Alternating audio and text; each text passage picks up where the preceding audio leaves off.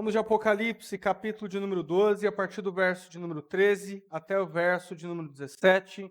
Minha versão sempre Almeida século 21, diz assim a palavra do Senhor. E quando o dragão se viu lançado à terra, perseguiu a mulher que dera luz ao menino. As duas asas da grande águia foram dadas à mulher, para que voasse para o seu lugar, o deserto, onde é sustentada por um tempo, tempos e metade de um tempo, fora da vista da serpente. Então, de sua boca, a serpente lançou atrás da mulher água como um rio, para que ela fosse arrastada pela corrente. Mas a terra socorreu a mulher, abrindo a boca e engolindo o rio que o dragão lançara da boca. O dragão se enfureceu contra a mulher e saiu para atacar os demais filhos dela, os que guardam o mandamento de Deus e mantêm o testemunho de Jesus. Apocalipse, sempre um desafio, textos que não são tão fáceis de se entender à primeira vista, já deveríamos estar acostumados com isso.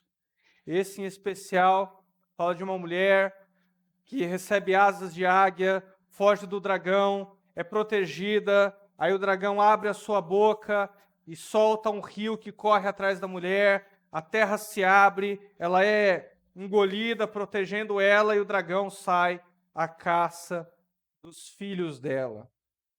Não é um texto fácil de se entender, mas nós vamos lá. Vamos começar logo com o título da mensagem. O título da mensagem essa manhã é Os Objetivos do Diabo. Esse é o título da mensagem essa manhã. E talvez você se pergunte, pastor, nós estamos em uma igreja reformada. Por que é que você decidiu colocar o título da sua mensagem, título do seu sermão, o nome diabo? Colocou logo o nome do diabo no título da mensagem. É uma pergunta legítima. Gostaria de responder para você.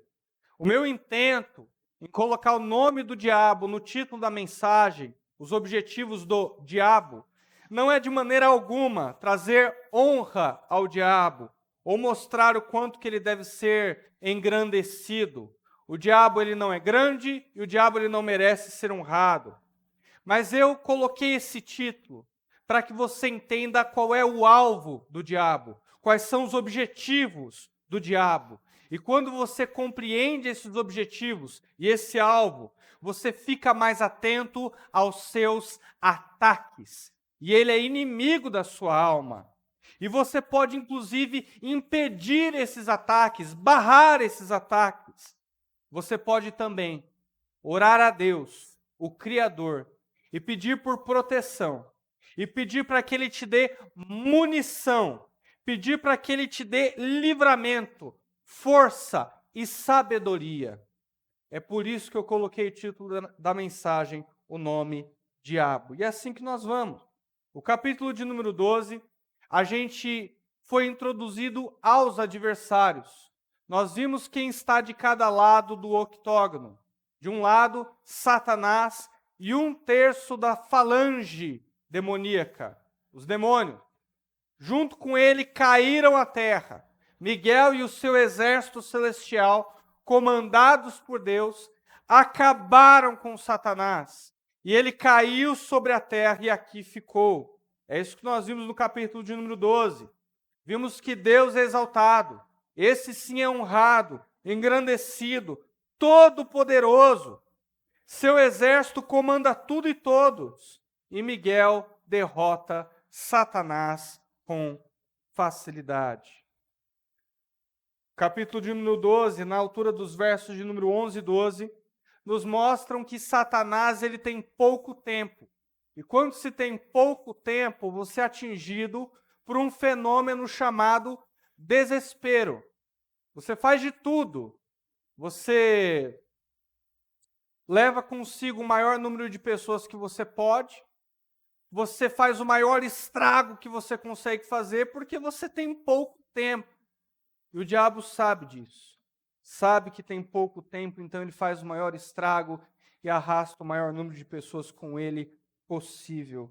No entanto, você que é igreja, você não tem pouco tempo, você tem todo o tempo do mundo, você tem esse tempo e o tempo vindouro, a eternidade, para adorar a Deus, para viver para Deus e para caminhar diante dele.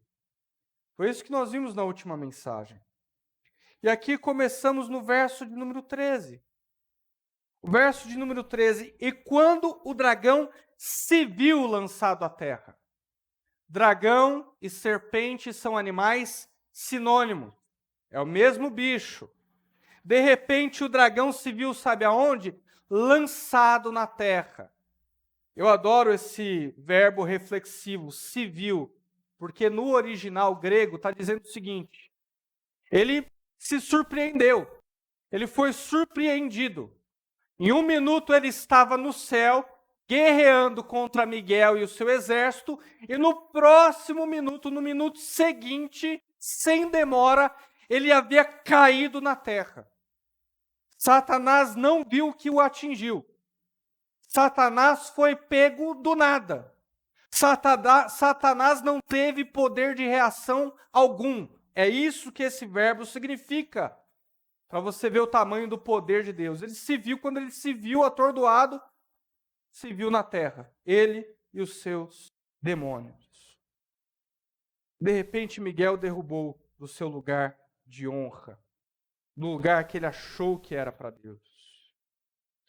Gênesis 3,15 nos mostra que um dia Deus acabará com Satanás de vez. O que é que mostra em Gênesis 3,15? Vamos abrir lá. Primeira promessa do Messias diz assim: colocarei inimizade entre você e a mulher, e entre a sua descendência e a descendência dela. Esta te ferirá a cabeça, ou seja, o descendente da mulher ferirá a cabeça da serpente, mas a serpente ferirá o seu calcanhar. Então há uma guerra desde o Gênesis entre o descendente de Eva, que é Jesus Cristo, e Satanás, a serpente antiga, a antiga serpente. E a serpente fere o calcanhar. Você já conversou com alguém que tomou um tiro na cabeça? É impossível conversar com alguém que tomou um tiro na cabeça, porque essa pessoa faleceu. No entanto, é perfeitamente possível você conversar com alguém que levou um tiro no calcanhar. Não é um ponto vital. Essa pessoa possivelmente sobreviveu. É calcanhar. Então as coisas já estão decretadas desde a fundação do mundo. Jesus esmaga a cabeça de Satanás. Jesus esmaga a cabeça da serpente. É headshot, acabou com ela.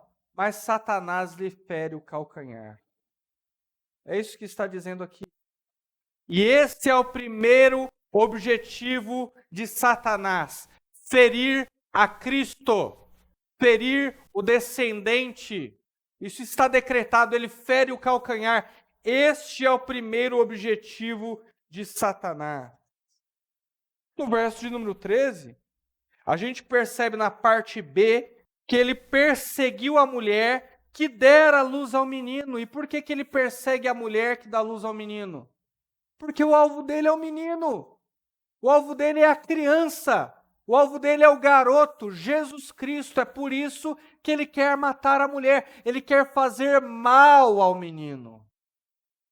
E é por isso que quando Maria dá luz a Jesus Cristo, ele coloca no coração de Herodes matar todos os meninos, para que Jesus Cristo não tivesse chance de sobrevivência. É o alvo dele, é o objetivo dele: ferir o calcanhar, pegar, alcançar Jesus Cristo.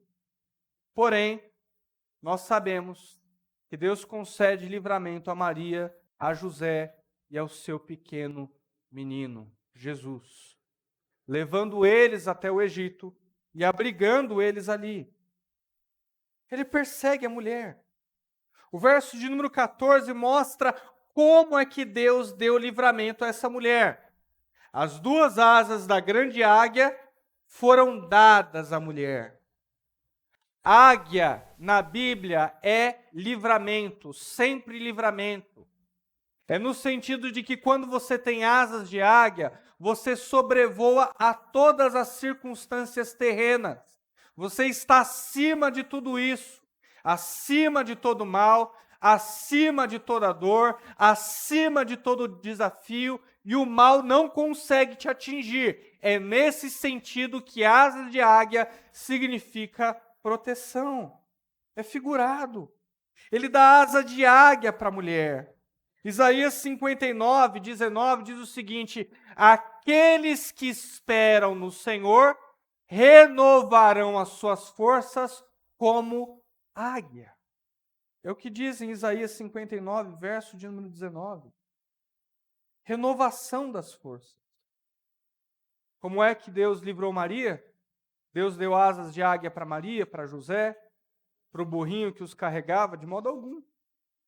O anjo os acordou na calada da noite e disse o seguinte: olha, corram, vão para o Egito, porque Herodes mandou matar todos os meninos recém-nascidos. Ao que Maria e José poderiam questionar: Senhor, mas eu não tenho forças, eu acabei de dar à luz. Eles vão nos pegar porque o meu corpo não responde, o meu ânimo não responde, eu não sei de onde eu vou tirar energia para poder fazer essa jornada. Mas Deus, Ele dá força para Maria e dá força para José conseguir escapar das mãos de Herodes.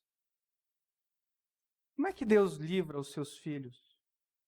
Como sempre os livrou, dando força e proteção, renovando as suas forças.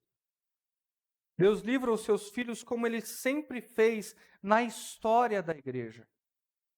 Às vezes você quer que Deus ele mude as suas circunstâncias.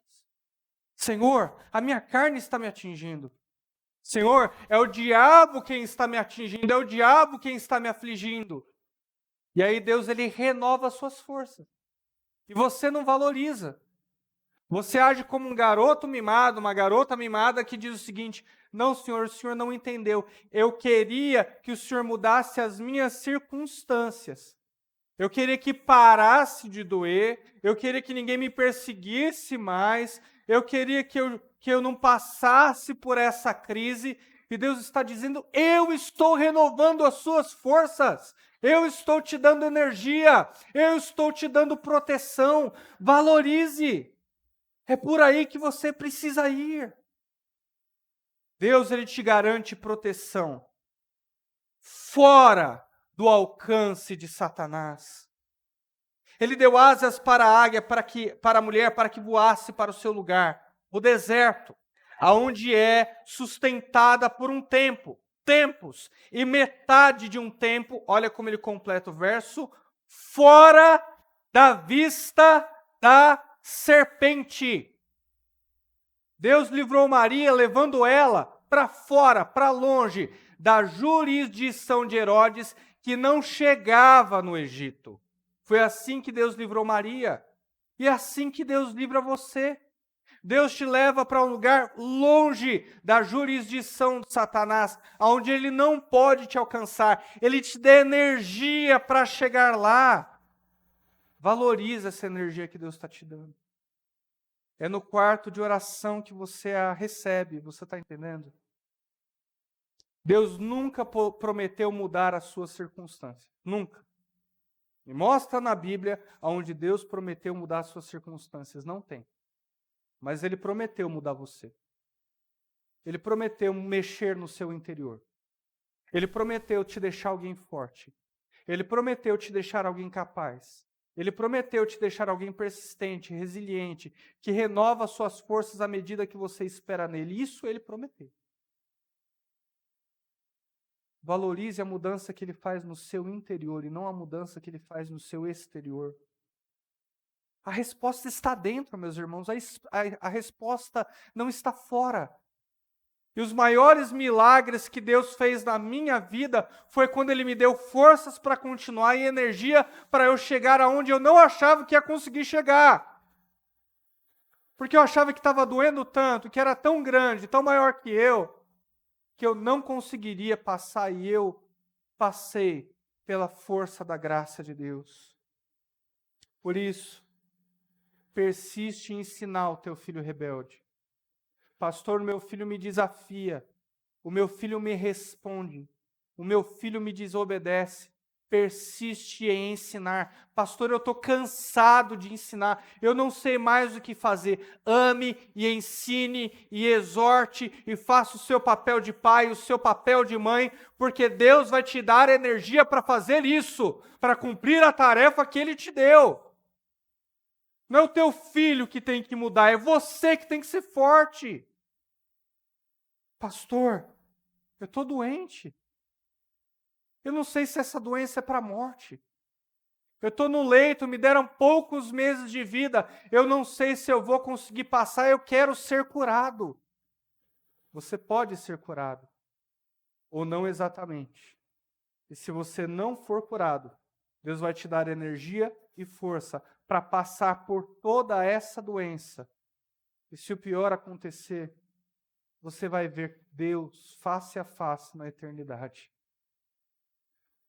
Essa é a promessa bíblica. Pastor, eu estou numa crise. Estou numa crise financeira, não sei o que fazer, eu não acho saída, eu não encontro caminhos de sabedoria. Persista em administrar, porque uma hora a sabedoria vem. Persista em agir como Deus te mandou agir. Pagando os seus devedores, comprando o básico sobre a mesa, porque uma hora a resposta vem. Passe por essa crise. Chorar no teu quarto não vai fazer com que as contas sejam pagas. Eu sei que é difícil ficar sem dinheiro, mas Deus vai te dar força e energia para trabalhar e logo você vai honrar os seus devedores. É promessa em Provérbios. Você vai conseguir. Pastor, e o pior? Olha esse exemplo. Eu estou no meio da minha pior tempestade, da minha pior crise. E essa crise, ela é interior. Eu estou chorando, meus relacionamentos foram quebrados, eu não vejo nada a não ser tristeza. Bom, para você eu tenho uma pergunta. Quando que no meio da sua tristeza, no meio da sua profunda dor, você deixou de chamar o teu Deus de Pai? Você nunca deixou de chamá-lo de Pai, sabe por quê? Porque é o Espírito Santo agindo em você, te dando energia, força e persistência para continuar, apesar da dor e de todo o conflito interno. Continua, porque uma hora a alegria vem. Continua, porque uma hora a paz vem.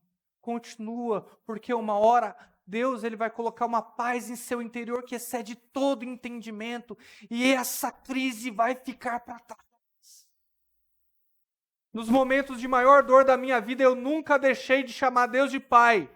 Eu atribuo isso à pura graça de Deus. Ele é fiel, Ele livra, Ele dá asas de águia para que a gente possa continuar essa jornada chamada vida cristã. Como fez com Maria. Ele vai fazer com você também. Você vê que Maria ela é guardada em tempos e metade de um tempo, ou seja, figurativamente, a gente sabe que o pior período que a Terra vai passar são os últimos 3 anos e meio da grande tribulação.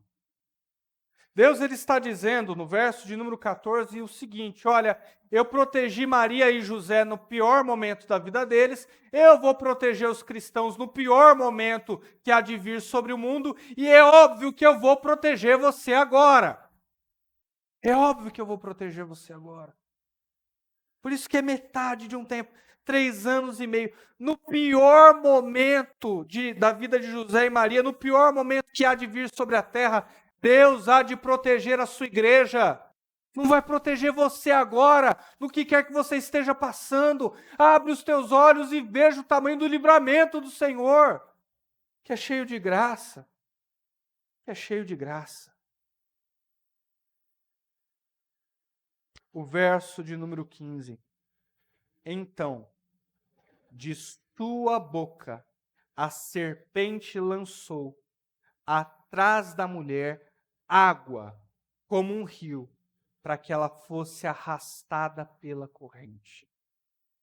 Como o dragão não conseguiu alcançar ela, como não conseguiu matá-la, porque ela voou como águia, figurativamente falando, ele faz o seguinte, ele abre a sua boca, língua, boca, e ele lança um rio atrás dela, a fim de matar ela e o seu filho. Agora vem cá. Na minha opinião, na minha humilde opinião, eu acho que matar um menino com água é a pior burrice. Eu acho que matar um menino com água é a pior burrice. Porque a experiência bíblica nos mostra que isso não dá certo. Por que não dá certo, pastor? Porque não deu certo com a filha do descendente de Levi. Você lembra da filha do descendente de Levi? Lembra dela? Não. Ela um dia, depois que o rei do Egito, o faraó, mandou matar todos os meninos, uma situação bem parecida com Herodes, não? Quando ele decretou assim, essa mulher pegou o seu menino, o seu lindo menininho, depois de 3 meses de nascido, e pôs em um cestinho. Ela untou esse cestinho com betume e piche, e ela colocou sobre o rio, sobre a água. E ela falou que ele siga o seu destino. E ela pensou assim, vamos ver o que vai dar. E a água não matou aquele menino. Aquele menino ele vai parar nos braços da filha de Faraó e recebe livramento e proteção. E aquele garoto é abrigado no Egito, no palácio de Faraó. Interessante que José e Maria também estão abrigados. Interessante que o mesmo livramento que Deus deu a Moisés, que cresceu e se tornou libertador de um povo, Deus está fazendo com Jesus também. Ele cresceu e se tornou libertador de todos nós. Então, na minha experiência bíblica, eu acho que matar um menino com água não dá certo. E Satanás ele já deveria saber disso. O que significa muita água?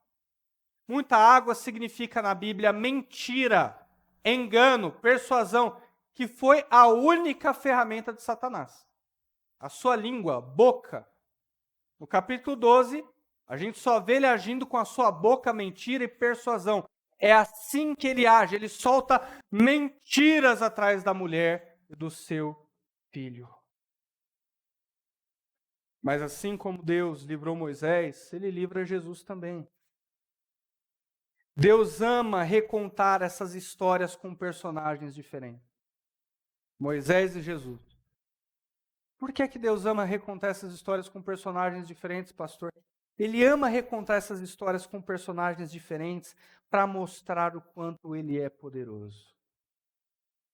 Para mostrar o quanto ele é poderoso. Vocês conhecem o Ronaldinho Gaúcho? O jogador da seleção brasileira. Trouxe para nós o pentacampeonato. Tem um vídeo dele já antigo na internet, onde ele chuta uma bola. Ele está ele tá lá na marquinha lá que eu não sei o nome, na grande área. Ele chuta a bola e ele chuta a bola uma vez no travessão. E volta. Já viram esse vídeo? Aí ele domina a bola e chuta de novo. Aí a bola bate, sabe aonde? No travessão de novo. E volta para ele. Ele domina, ele chuta a bola. Sabe onde a bola bate de novo? No travessão. E cai para ele de novo e ele domina. Ele chutou a bola 3 vezes no travessão. 3 vezes voltou para ele. E nas 3 vezes ele dominou. Teve um repórter que chegou para ele e falou assim, olha, vem cá. Aquele vídeo é montagem? Porque parece montagem. Não é possível que alguém faça algo assim. Ele falou, não é montagem não, eu fiz mesmo. Bom, eu não entendo muito de futebol, eu tenho que admitir. As únicas coisas que eu sei sobre futebol são 2 coisas. A primeira, o Palmeiras tem mundial sim. Essa é a primeira coisa que eu entendo sobre futebol. E a segunda coisa que eu entendo sobre futebol é que do Ronaldinho Gaúcho a gente não duvida de nada. Eu não sei se o vídeo é montagem ou não, mas eu não duvido que ele consiga fazer aquilo. Porque é unânime. Todo comentarista esportivo fala que ele é bom, que ele manja, que ele tem o dom, que não tem ninguém melhor do que ele. E é por isso que ele consegue fazer esse movimento 3 vezes. Que eu acho que Deus é assim. Eu acho que Deus ele conta as mesmas histórias com gente diferente para mostrar o quanto que ele é bom, quanto que ele comanda o universo, que ele conta e reconta histórias quantas vezes ele quiser, aonde ele quiser e com quem ele quiser. É Deus mostrando a sua grandeza. É Deus mostrando que o universo está debaixo do seu controle, que com ele não se brinca. É por isso que a gente consegue ver um paralelo tão lindo e gracioso entre Moisés e Jesus. É por isso. Eu não me importo com quantas mentiras Satanás conte, com quantas mentiras ou persuasão ele possa usar. Deus continua sendo soberano e não há ninguém melhor do que ele. Satanás se engrandeceu diante dos anjos e caiu, foi tombado por Miguel e seu exército. No minuto seguinte, estava comendo areia. Satanás engrandeceu e ajudou Eva a pensar, e persuadiu Eva a pensar no seguinte: olha, você pode se tornar igual a Deus. Você pode ser igual a Ele. E Adão e Eva, a humanidade, caiu também. Satanás só não conseguiu se engrandecer diante daquele que está engrandecido. Satanás só não conseguiu se engrandecer diante daquele que é o engrandecido, diante de Jesus. Porque observe, Satanás ele quis ser igual a Deus e caiu. A humanidade quis ser igual a Deus e caiu. E Jesus, que é Deus, ele se tornou homem, ele acrescentou a natureza humana, se fazendo como um de nós, a semelhança de Adão, para poder nos resgatar, e esse jamais caiu. C.S. Lewis diz o seguinte: o Filho de Deus se tornou homem para que os homens se tornassem filhos de Deus. Filhos de Deus. Sabe por que Deus resiste aos orgulhosos e dá graça aos humildes? Porque Deus é humilde. Deus ele se fez homem, irmãos. Deus ele acrescentou a natureza humana. É da natureza de Deus ser humilde e é por isso que ele resiste aos orgulhosos. Humildade. Humildade não é uma visão perversa sobre si mesmo.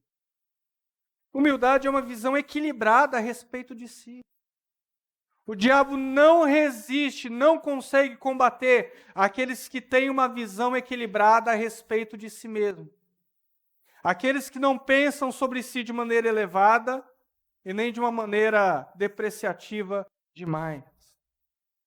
O diabo não tem muito trabalho com gente altiva, com gente que se engrandece, com gente que já se acha melhor do que os outros, com gente que acha que está numa posição de honra por único e exclusivo mérito próprio. A esses o diabo só precisa colocar uma sementinha. Não precisa de muito, porque o orgulho já habita no coração dessa pessoa. É metade do trabalho. Metade do trabalho do diabo já está feito, ele só precisa colocar uma pequena semente. Satanás ele contou mentira para Adão, para Eva, contou mentira para os anjos, mas ele não conseguiu enganar o engrandecido. Esse não. Tudo que ele tem é mentiras. Pastor, sabendo que Satanás, ele não iria conseguir ganhar de Jesus, que não iria derrotar a Jesus, por que é que ele feriu? Por que é que ele feriu o calcanhar? O que é ferir o calcanhar? A gente sabe que Satanás ele incorporou no corpo de Judas, isso está no Evangelho de Lucas, e Satanás vai lá, o Judas vai lá, e vende Jesus Cristo por 30 moedas, a fim de fazê-lo padecer, a fim de fazê-lo sofrer. E Satanás sabia que no momento em que Cristo subisse naquela cruz e fizesse o sacrifício, a expiação pelos pecados dos eleitos, ele sabia que aquilo seria o seu fim. E por que ele fere Jesus então? Por que ele vai lá e promove o sacrifício? Por que ele vai lá e paga para ver? Por que ele faz esse absurdo? Porque o tentador, ele não resistiu à tentação de ferir o Filho de Deus, ainda que momentaneamente. Satanás odeia tanto a Deus, odeia tanto o Filho de Deus, que ele não conseguiu resistir à tentação de feri-lo, nem que fosse um pouco de tempo, nem que aquilo significasse o seu fim, e significou. Por isso ele vai lá e fere o calcanhar. Mas nós temos aquele que lhe fere a cabeça, e na cabeça é headshot. Verso de número 16. Apesar das mentiras de Satanás, ter persuadido os anjos, ter persuadido os homens, ele não conseguiu acabar com Cristo. Verso 16. Mas a terra socorreu a mulher, abrindo a boca e engolindo o rio que o dragão lançara da boca. Mentira, o rio foi lançado da boca. As mentiras não foram suficientes para acabar com o plano de Deus, que é a redenção, o perdão que há sobre a vida dos eleitos. E para a gente entender o que significa a terra ter engolido e protegido, a gente tem que dar um pulo lá em Hebreus, capítulo de número 11, verso de número 4. Porque a nossa história, ela perpassa Gênesis. A promessa de que ele esmagaria a cabeça da serpente está em Gênesis, e a promessa da terra também está em Gênesis, figurada no filho de Eva, no descendente de Eva. Verso de número 4. Pela fé, Abel ofereceu a Deus sacrifício superior ao de Caim, por meio do qual foi aprovado como justo, dando Deus testemunho das suas ofertas, e mesmo depois de morto, ele ainda fala por meio dela. Primeiro assassinato. Caim matou Abel, apesar de Abel ser justo, apesar de Abel andar com Deus, apesar das suas ofertas serem agradáveis. E Deus chega para Caim e diz: olha, o sangue do seu irmão fala, clama da terra por mim. E o sangue de Jesus também caiu sobre a terra. Cada gota de sangue de Jesus caiu sobre a terra para a sua justificação. E eu estou apresentando a vocês aquele cujo sangue fala mais do que o sangue de Abel. É o sangue de Jesus. A terra protegeu a mulher porque o sangue de Jesus foi derramado e espalhado sobre a terra, trazendo perdão para mim, trazendo perdão para você. Esse é o Evangelho. Esse é o Evangelho. Segundo grande objetivo de Satanás, o primeiro, ferir o calcanhar do Filho de Deus. Esse é o seu primeiro objetivo. E o segundo, ferir você, perseguir você. Verso de número 17. O dragão se enfureceu contra a mulher e saiu para atacar os demais filhos dela, a igreja. Qual é a descendência de Jesus? O povo de Deus. Quem que advém de Jesus? O povo de Deus. Jesus era judeu, veio do povo de Deus e forma o povo de Deus, que é a igreja. O dragão se enfureceu contra a mulher e saiu para atacar os demais filhos dela, os que guardam os mandamentos. Olha o perfil de filho. Os que guardam os mandamentos de Deus e mantêm o testemunho de Jesus. O diabo persegue a igreja obediente.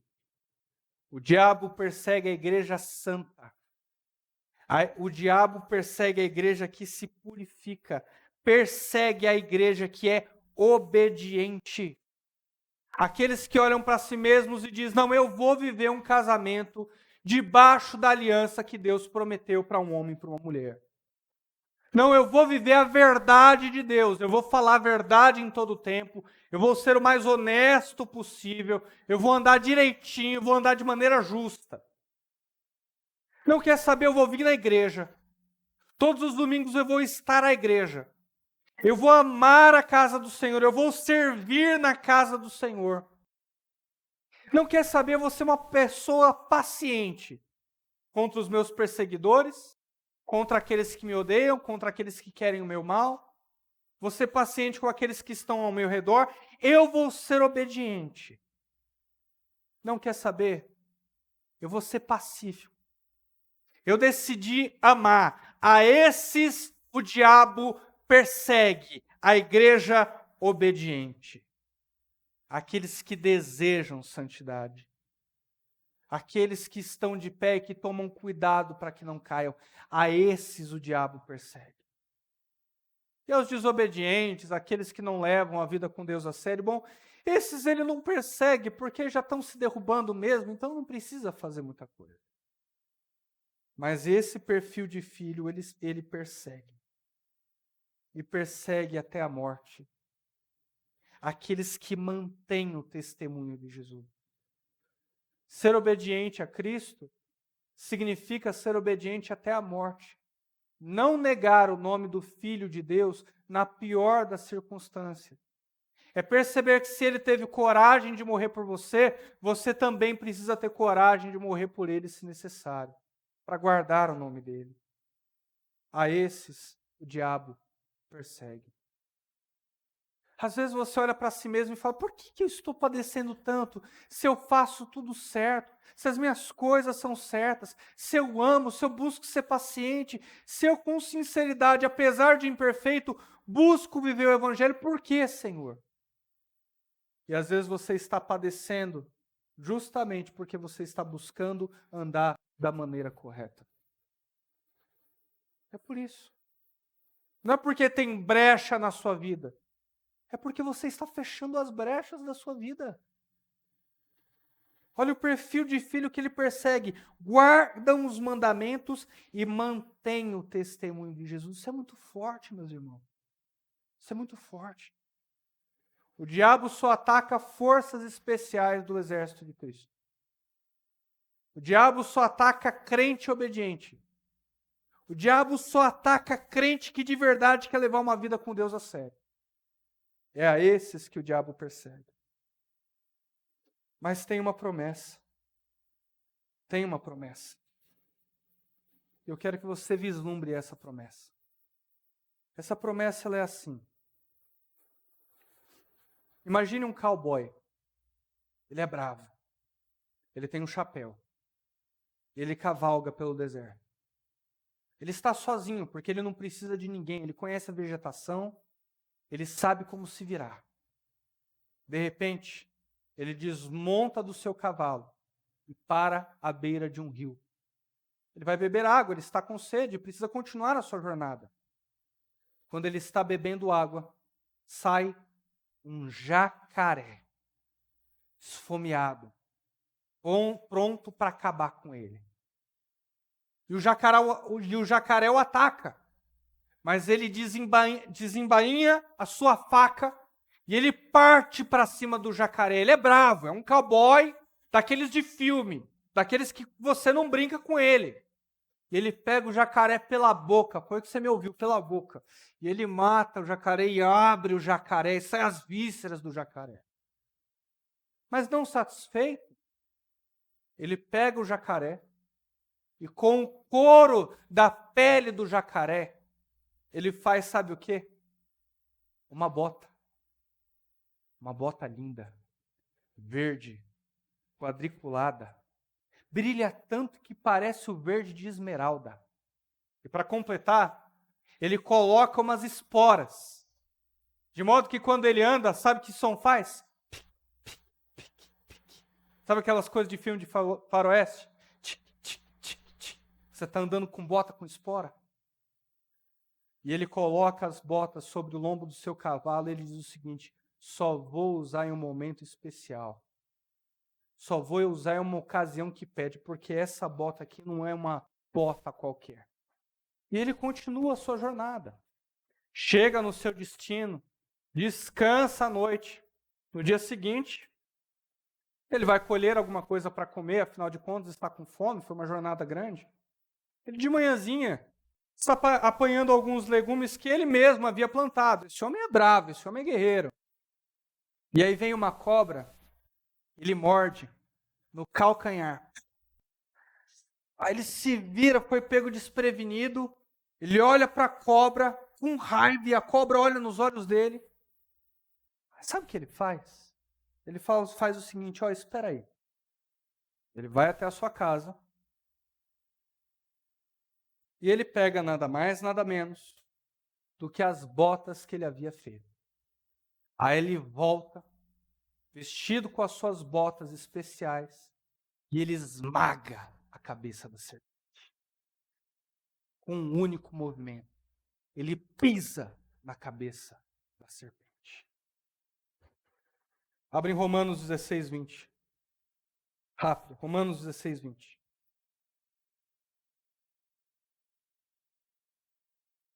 Você vai entender que bota é essa. E o Deus de paz, em breve esmagará Satanás debaixo dos vossos pés. A graça de nosso Senhor Jesus Cristo seja convosco. Sabe qual é a bota que Jesus usa para esmagar a cabeça da serpente? É você, é a igreja. Ele esmaga a cabeça de Satanás através da vida da igreja. Porque você é a prova viva de que Deus tem perdão. Você é a prova viva de que o nome de Deus é honrado entre os homens. Você é a prova viva de que o mal ele consegue transformar em bem. Lembra daquele jacaré? Éramos nós. Selvagens, maus, perversos, inimigos do cowboy, inimigos de Cristo. Mas ele vai lá, mata-nos e nos reveste dele. E quando ele nos reveste dele, ele esmaga a cabeça de Satanás, para provar que ele é poderoso. É isso que ele faz com você, igreja. Eu quero que você entenda. Fica firme, porque você é a prova viva de que Deus fala a verdade. Você é a prova viva de que as suas promessas são fiéis. Você é a prova viva de que Deus é glorioso e de que o diabo é uma vergonha e será esmagado. Que isso te dê motivação para continuar a vida cristã. Fique de pé, eu quero orar com você.